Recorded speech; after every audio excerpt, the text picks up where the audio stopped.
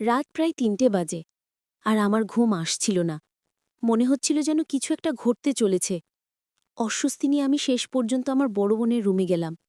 ভাবলাম ওর সাথে একটু কথা বলি, মন হালকা হবে। রুমে ঢোকে দেখি একটা হালকা আলো জ্বলছে, কিন্তু অবাক হয়ে লক্ষ্য করলাম আমার বড় বোন সেখানে নেই।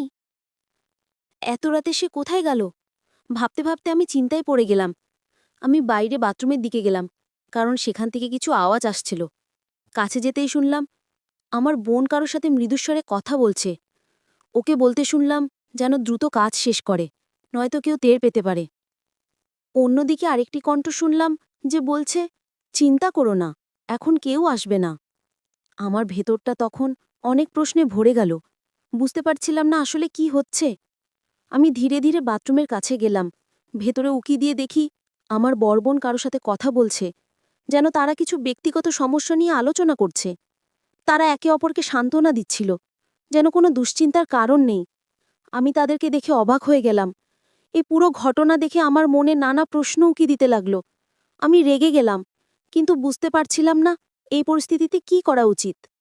মনের ভেতর ভীষণ অস্থিরতা নিয়ে সেখান থেকে চলে এলাম। একসময় আমার মাথায় একটা চিন্তা এলো। আমি বাথরুমের দরজার সামনে গিয়ে শান্তস্বরে বললাম, আপু, আমি জানি তুমি ভেতরে আছো এবং কারো সাথে আছো। আমি বুঝতে পারছি তোমরা কি করছো। দয়া করে দরজাটা ধীরে খুলে দাও, যেন বাড়ির অন্য কেউ টের না পায়। ভেতর থেকে আমার বোনের কণ্ঠ ভেসে এলো, ভাই, তুমি ভুল করছো। আমি তো শুধু একটা বাথরুমেই এসেছি, অন্য কিছু না। আমি শান্তভাবে বললাম, আপু, আমি যা দেখেছি তা জানি, আর আমি মিথ্যা বলছি না। দরজাটা খুলতে বলছি, নয়তো মা বাবাকে ডাকব। ভেতর থেকে আপু হঠাৎ করে কণ্ঠ নরম করে বলল, ভাই, দয়া করে কাউকে ডেকো না, আমি দরজা খুলছি। কিছুক্ষণ পরে আপু ধীরে ধীরে দরজা খুলল। সেই মুহূর্তে আমি বুঝতে পারলাম ওখানে আরও কেউ ছিল। এলাকার একটি ছেলে তার সাথে ছিল। আমি কড়ার স্বরে বললাম, তুমি চলে যাও, আর ফিরে এসো না। ওই ছেলেটি তখন চলে গেল, কিন্তু আমার বোন সেখানে থেকে গেল। রাগে আমার মনে অস্থিরতা কাজ করছিল, যেন এই ঘটনা বহুদিন ধরে ঘটছে। আমি বোনকে জিজ্ঞেস করলাম, এমনটা কতদিন ধরে চলছে? বোন তখন ভীষণ বিব্রত ছিল এবং বলল, ভাই, আমি জানি এটা ভুল হয়েছে। আমি আর কখনোই এমন কিছু করব না। আমাকে ক্ষমা করে দাও। আমি কিছুক্ষণ চুপ থেকে বললাম, তুমি বড় ভুল করেছ, কিন্তু এই ভুলের পুনরাবৃত্তি হতে দেওয়া যাবে না। আমি থাকতে কেন তুমি অন্যের সাথে এমন করছো? তোমাকে তো আমি আগেই জানিয়েছিলাম, তখন তো পাত্তা দাওনি। বোন বলল, তুমি আমার ভাই, এসব বলছো কেন? এবার চলে যাও এবং তোমার জীবন ঠিকমতো নিয়ে আসার চেষ্টা করো। একটি মুহূর্তে আমার মনে হলো পরিস্থিতি অনেক জটিল হয়ে গেছে। আমি বললাম, দয়া করে এই অবস্থা থেকে বেরিয়ে আসো, আমাকে এমন কঠিন পরিস্থিতিতে ফেলো না। আমি বুঝতে পারছিলাম আমার কথায় কিছুটা প্রভাব পড়েছে। তারপর আমি বললাম, তোমাকে তার সঙ্গে কথা বলা বন্ধ করতে হবে। আমি শুধু একা তোমার সঙ্গে কথা বলতে চাই। আপু, তোমার জন্য আমি সব করতে রাজি আছি। এরপর আমি বললাম, তুমি যা ইচ্ছে তা করো, কিন্তু সঠিক সিদ্ধান্ত নাও, না হলে আমি মা বাবাকে সবকিছু জানাবো। আমার বড়বোন তখন শান্তভাবে বলল, নাহিদ, তুমি আমার বড়বোন ভুল বুঝছো। আমি বললাম, তুমি তুমি আমাকে ছোট মনে করতে পারো, কিন্তু আমি সব বুঝি। আমাকে নিয়ে ভুল সিদ্ধান্ত নিও না। এই মুহূর্তে আমি খুব বিরক্ত, তবু আমি এখানে তোমার সাহায্যের জন্য এসেছি। আমি ওর হাত ধরে বললাম, তোমার পরিস্থিতি খুবই কঠিন, কিন্তু আমি তোমার পাশে আছি। তুমি শুধু আমাকে আমাকে সময় দাও। আমার কথায় রাজি থাকলে আমাকে এখনই জানাও। আমার বড়বোন কিছুক্ষণ চুপ থাকল, তারপর বলল, এখন বলবো না, কাল বলবো।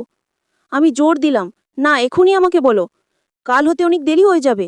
সে বলল, দয়া করে আমাকে একটু সময় দাও, আমি সবকিছু ঠিকঠাক করব। এই কথাগুলো শুনে আমি চিন্তিত হয়ে বিছানায় ফিরে গেলাম। সারা রাত ঘুমাতে পারলাম না।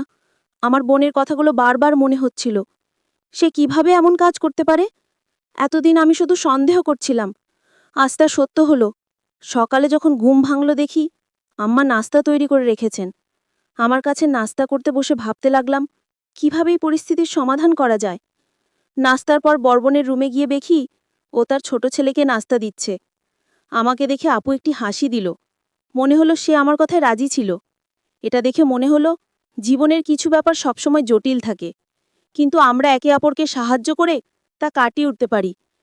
একদিন দোকানে বসে কাজ করছিলাম। আমার ছোট ভাই দোকান খুলে বসেছিল। হঠাৎ তাকে বললাম, তুমি জানো আমাদের গ্রামে একটা মেয়ে আছে, তার নাম প্রিয়া। সে খুব সুন্দর। মাঝে মাঝে আমার দোকানে আসে কিছু জিনিস কেনার অজুহাতে। আমার কথা শুনে ছোট ভাই হেসে বলল, তোমার প্রিয়ার সাথে একটু কথা বলার প্রয়োজন আছে নাকি?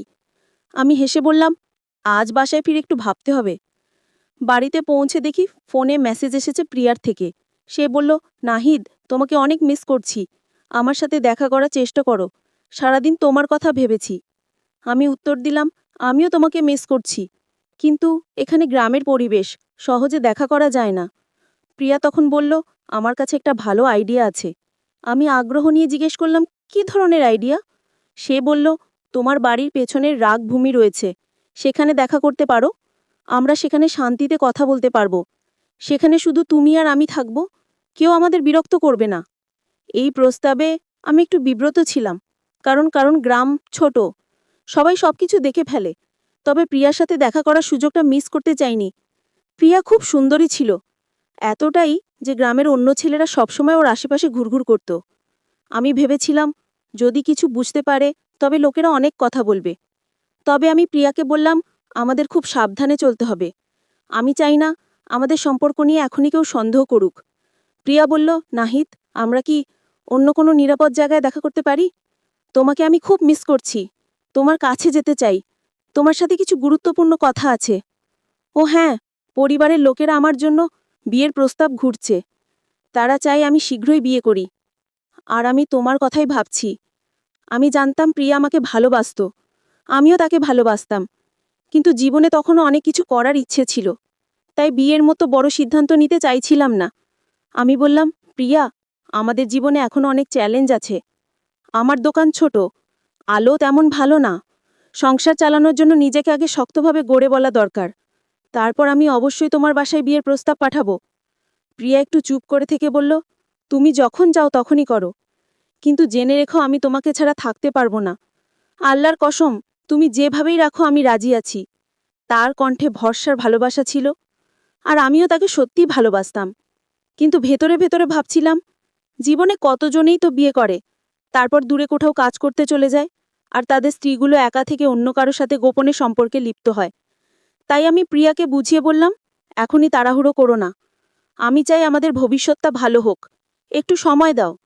আমি যখন নিজের পায়ে দাঁড়াবো তখন তোমাকে বিয়ে করব, ইনশাল্লাহ। আর তোমাকে আমি আমার সাথে রাখবো সব সময়। প্রিয়া আমার দিকে তাকিয়ে বলল, ঠিক আছে নাহিদ, আমি অপেক্ষা করব। তুমি রাতের বেলা আসবে, আমি তোমার অপেক্ষায় থাকব। আর একটা কথা, তোমার কোনো ছোট ছবি থাকলে দিও।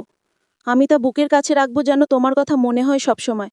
আমি ভাবতে শুরু করলাম, গ্রামের জীবন আর সম্পর্কগুলো যেন এক অন্যরকম বাস্তবতা। প্রিয়া বলেছিল, নাহিদ, তুমি আমার সাথে দেখা করতে চাও? তুমি আমার জন্য একটা ছোট ছবি নিয়ে এসো, যেন সবসময় তোমার কথা মনে হয়। আমি বললাম, ঠিক আছে, এবং ওর জন্য একটা ছোট্ট পাসপোর্ট সাইজের ছবি নিয়ে দোকানে ফিরলাম। প্রিয়া তখন বলল, এই ছোট ছেলেটিকে মোবাইলটা নিতে পাঠাও। আমি বললাম, ঠিক আছে, এবং ছোটকে দোকানে পাঠালাম। আমার মনে একটা প্রশ্ন ঘুরপাক খাচ্ছিল, কেন যেন আমার আশেপাশে থাকা মানুষগুলোকে এত আকর্ষণীয় মনে হয়, বিশেষ করে যারা আমার দোকানে আসে। গ্রামের সবাই আমার এই রুচি সম্পর্কে জানত, এবং এটা নিয়ে অনেকে মজা করত। দুপুরের খাবারের জন্য আমি বাড়িতে এলাম, কিন্তু মা তখনও রান্না শেষ করেননি। মা আমাকে বলল, ছোটকে কেন পাঠাসনি?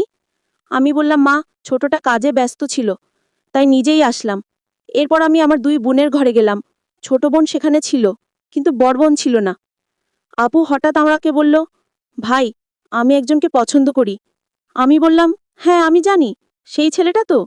কিন্তু সে বলল, না, সে নয়, সে অন্য কেউ, আমাদের সম্প্রদায়ের না।